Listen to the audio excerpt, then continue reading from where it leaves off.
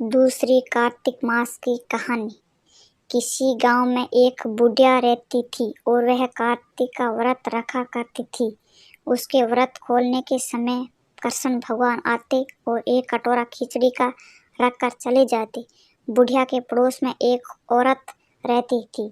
वह हर रोज यह देखकर ईर्ष्या करती कि इसका कोई नहीं है, फिर भी इसे खाने के लिए खिचड़ी मिल ही जाती है। एक दिन कार्तिक महीने का स्नान करने बुढ़िया गंगा गई। पीछे से कृष्ण भगवान उसका खिचड़ी का कटोरा रख गए। पड़ोसन ने जब खिचड़ी का कटोरा रखा देखा कि बुढ़िया नहीं है, तब वह कटोरा उठाकर घर के पिछवाड़े फेंक आई। कार्तिक स्नान के बाद बुढ़िया घर आई तो उसे खिचड़ी का कटोरा नहीं मिला और वह भूखी ही रह गई। बार बार एक ही बात कहती कि कहाँ गई मेरी खिचड़ी और कहाँ गया मेरा खिचड़ी का कटोरा।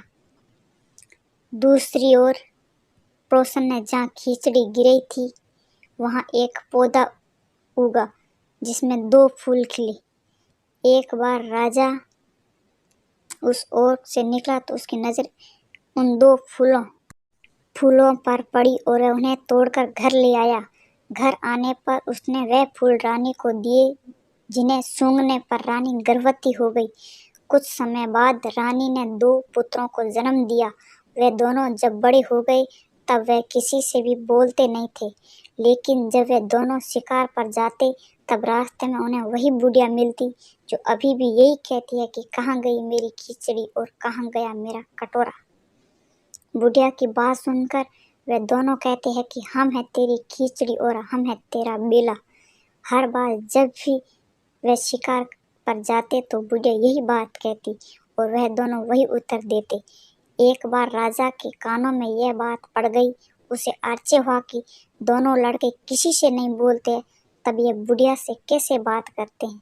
राजा ने बुढ़िया को राजमहल बुलवाया और कहा कि हमसे तो किसी से ये दोनों बोलते नहीं हैं, तुमसे ये कैसे बोलते हैं।